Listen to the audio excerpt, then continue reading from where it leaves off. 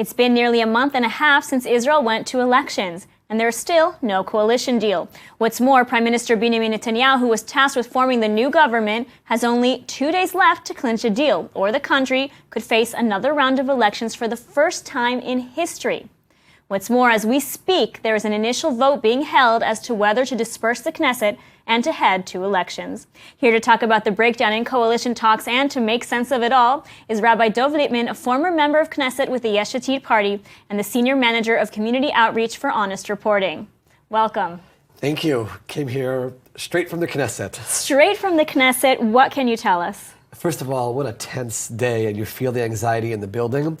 It actually seems like we're headed towards elections. Lieberman gave his press conference where he said he's not budging on anything. He's not giving into any deals. The ultra-Orthodox who are opposing him on the issue of drafting of the ultra-Orthodox say they're not going any further than they've gone. And there's actually, as you said, a bill coming to the Knesset floor, which seems to have a majority of the coalition, as opposed to the opposition, supporting dismantling the Knesset. So, a big mess. Let's take a step back and see where it all started, or where it all is unraveled, let's say. There's a deep divide between Avigdor Lieberman, you mentioned it, and the ultra-Orthodox parties over this Haredi enlistment bill. Can you expand on that a little bit? Absolutely. And many people don't realize that the starting point is the Supreme Court. The Supreme Court has required the Knesset to pass legislation regarding the ultra-Orthodox because there's a lack of equality right now that the rest of the country serves in the army and they don't. And there's been years of trying to find some kind of a balance. In the last government, Avigdor Lieberman, as the Minister of Defense, worked with the defense establishment, and they wrote a law which they felt was fair and met the needs of the army while also preserving those who are truly studying the religious texts day and night and don't want to serve. And Lieberman has said all along that his condition for joining a government is the complete passage of that legislation. The ultra-Orthodox are saying we want to change this, we want to change that, and he is saying no. And that is why we're at this impasse. I will tell you, though, there are many people who say we're not at an impasse because of that. There'll be ways to fix that. But Lieberman actually has found an opportunity to perhaps topple Netanyahu and move him out of the way. Perhaps that will happen through new elections. Perhaps he doesn't know exactly where it's going to go, and he wants to use this as the issue to make that happen. I mean, some critics are saying that this is all just posturing, right? That at the end of the day, there'll be a coalition deal. Then Netanyahu will find a way to break through this impasse. What are your thoughts on that? It's not impossible, but whereas in the past, it usually goes to the very end to form a coalition, and there is a lot of posturing along the way.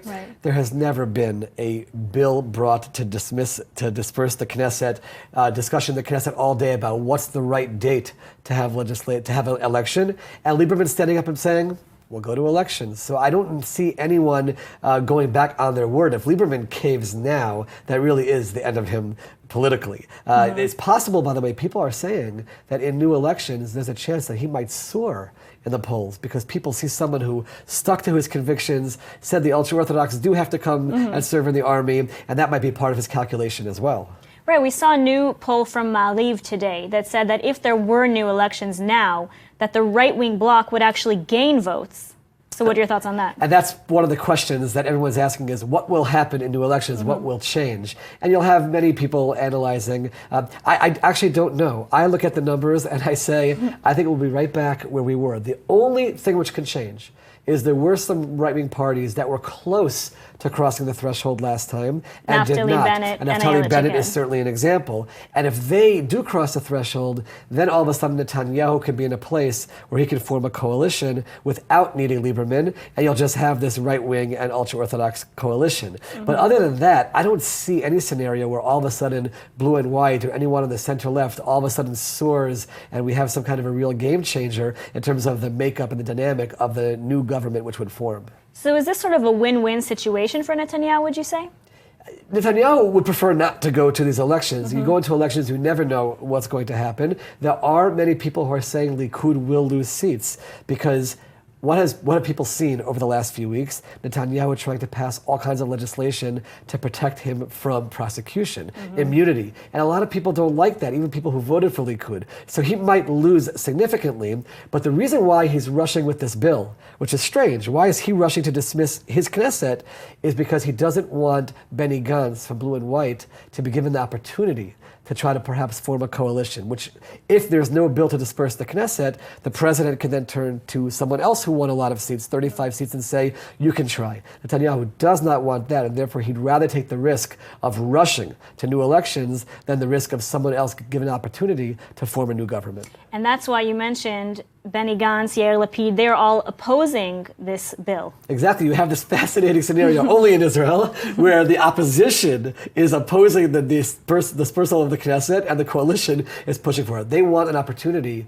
to try to form a government, and that's what they're trying to generate public pressure right now, that we should not allow to the going right to elections, but they should at least be given the chance. What are they hoping for? Perhaps they can find people in Likud who also no longer want Netanyahu, and maybe somehow some kind of a national unity government can be formed. The chances of that are pretty much impossible. Likud has said, we're sticking with Netanyahu publicly. Privately, people might want to see him go, and therefore, even if they're given the opportunity, I think it's just pushing off elections a few more weeks. And either way, from everything we're seeing today, we're heading in that direction, and history is being made.